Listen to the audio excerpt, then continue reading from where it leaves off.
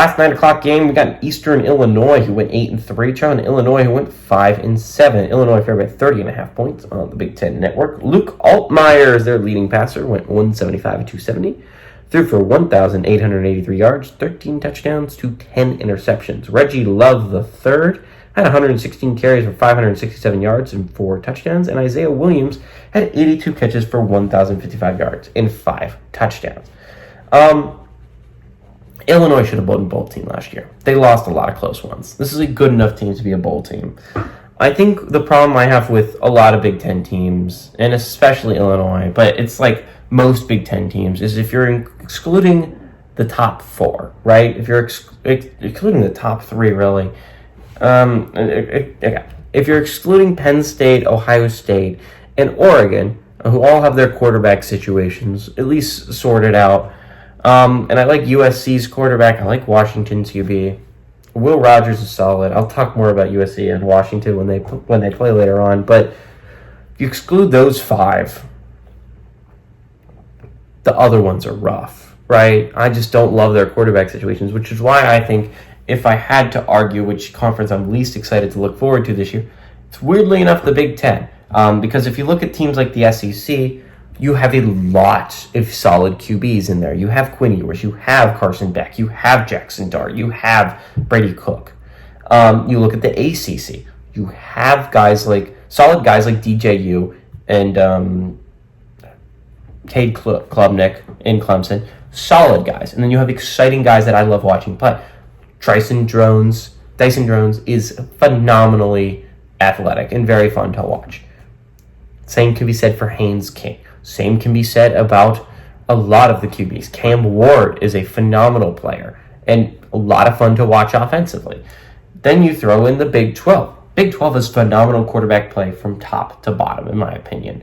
You have like 3 quarterbacks that I don't think are very good, but outside of that, every single one is competent and every single one can win you football games. From top to bottom. You can look at Utah with Cam Rising, you can look at Kansas State with Avery Johnson. You can look at Oklahoma State with Alan Bowman. You can look at all of these teams. West Virginia has Garrett Green. UCF has KJ Jefferson. Houston has Donovan Smith. There's so many great QBs shoved into one conference in the Big 12. Big 10 doesn't really have that. And sure, I'm with you, right? Dylan Gabriel's a lot of fun to watch. Will Rogers, when he was at Washington, was a lot of... Will Rogers, when he was at Mississippi State, was a lot of fun to watch. I'm not going to underestimate the fact that I think